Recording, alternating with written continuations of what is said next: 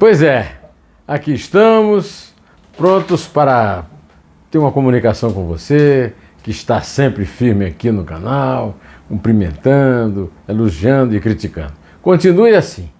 Hoje eu vou abrir o nosso vídeo aqui com a decisão infame, imoral, nauseabunda, nojenta do ministro do Supremo, Nunes Marques, empregado, lacaio de Jair Bolsonaro e a serviço do aumento da arrecadação para reeleger Bolsonaro e evitar a vitória da reeleição de Lula. Mas não é só esse assunto que eu tenho, não. Eu vou também falar da desobrigação de uso de máscaras em São Paulo, da Ucrânia matando a infância e, portanto, o futuro, da Rússia matando a infância e, portanto, o futuro da Ucrânia. Bom, vamos lá. Foi feito um pedido ao Supremo Tribunal Federal para que ele reconsiderasse a questão da revisão da vida toda. O que é que acontece? O INSS não paga a Previdência Social, não paga a aposentadoria de acordo com o que o cidadão contribui, passou a vida inteira contribuindo. E agora o Supremo Tribunal Federal acaba de ter tomado uma resolução com maioria ampla a favor disso, a favor de que a Previdência, que a aposentadoria corresponda à vida inteira e não a um período porque terminou o plano real, começou o plano não sei o quê, não, sem influência burocrática. O governo Bolsonaro está tendo as maiores arrecadações da história. Está certo que é por causa da inflação. Culpa dele. Aí chega o empregadinho dele lá, o senhor Nunes Marques, e pede para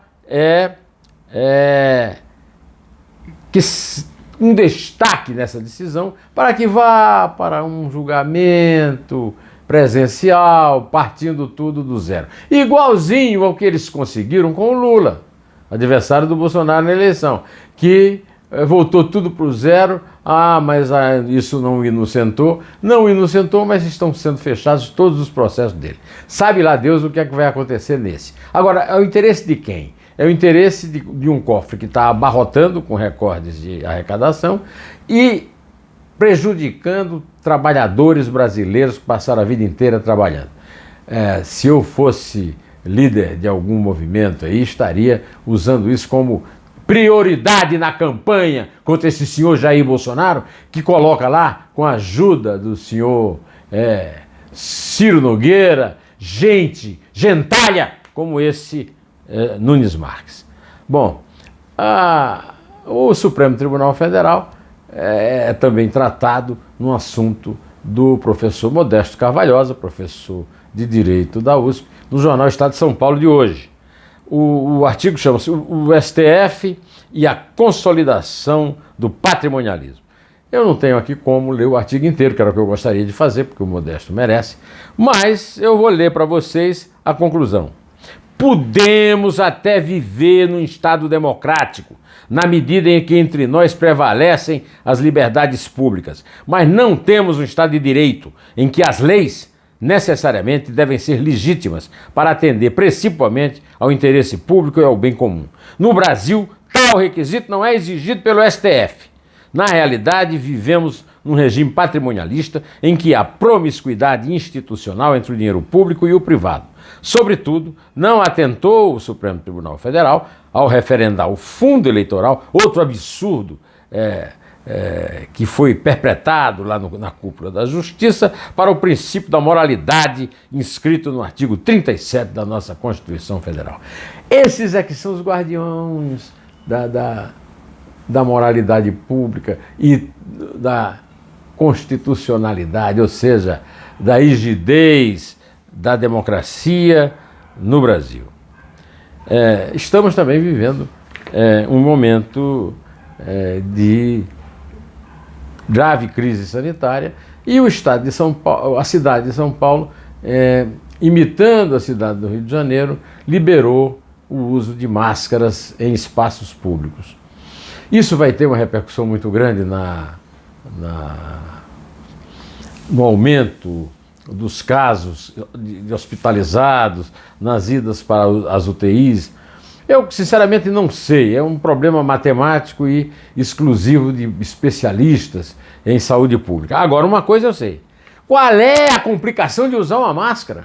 Os japoneses usam máscara rotineiramente para proteger a sua saúde. Quando eles estão resfriados, eles vão para a rua de máscara. Por que é que nós não podemos continuar usando máscara? Por que é que tem que liberar a máscara numa adesão ao Bolsonaro, ao bolsonarismo e a essa direita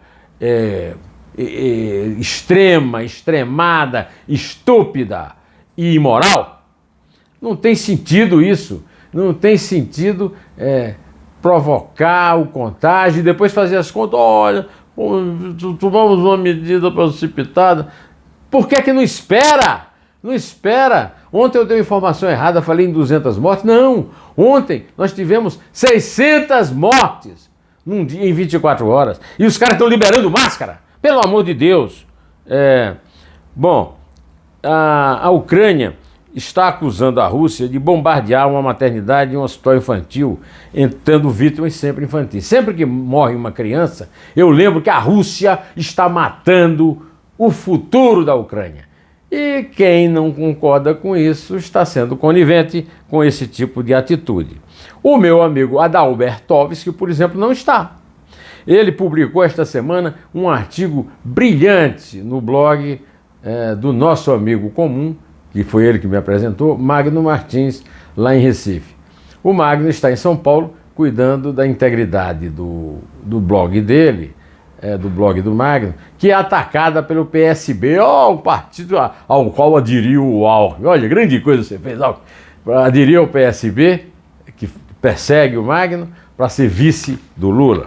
O Adalbertovski escreveu o seguinte: o Império Russo Soviético é sinônimo de tirania, invasões e genocídio, desde os primórdios. No século passado, os gulags stalinistas, campos de concentração, estão entre os crimes mais hediondos da história da humanidade. 100 milhões de mortos. Stalin foi um dos maiores carniceiros que habitou este planeta.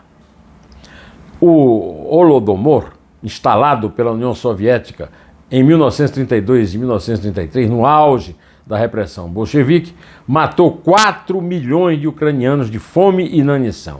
Diante desses dados aterrorizantes, escreveu Adalbertovski, lá em Recife, os pecados da sociedade americana ocupam um grau menor na escala das crueldades humanas, sem perdão para os crimes contra a humanidade. Ao contrário da América, que acolhe imigrantes de todo o mundo, o Império Russo é uma sociedade fechada e xenófoba.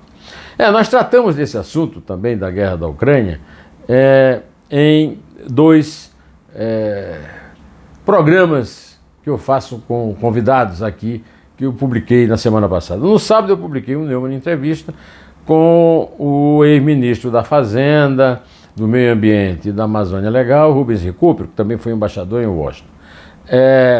Nesse programa, o professor, hoje na cátedra José Bonifácio de Andrade Silva, da USP, nos dá uma verdadeira aula sobre geopolítica e essa questão toda que o Adalbertovski registrou, e também o nosso Magno Martins, que é o dono do blog, e você pode encontrar lá um raciocínio bastante lúcido e muito bem equipado, muito bem sustentado pelo Dr. Rubens Recupero. No domingo foi publicado aqui no meu canal do José Neumann e Pinto no YouTube, um programa com Fernando Gabeira, meu colega, jornalista, documentarista, comentarista político na Globo News, que fala de momentos importantes da sua vida e também aborda a questão da guerra na Ucrânia.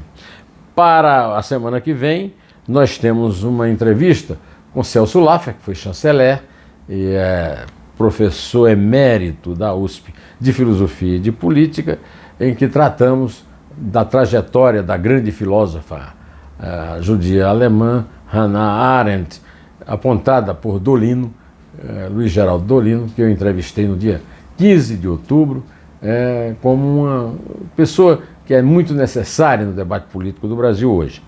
Para o Dois Dedos de Prosa, que eu vou publicar domingo, eu converso com Carlos Nejar, gaúcho, poeta, crítico, tradutor e romancista.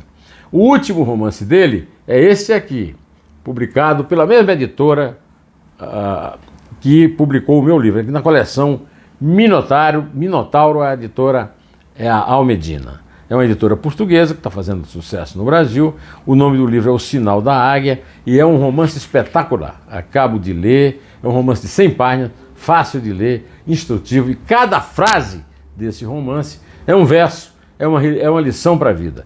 E no domingo você vai poder ver uma conversa minha com o gaúcho Carlos Nejar. Até lá. Tá? Direto ao assunto, em té.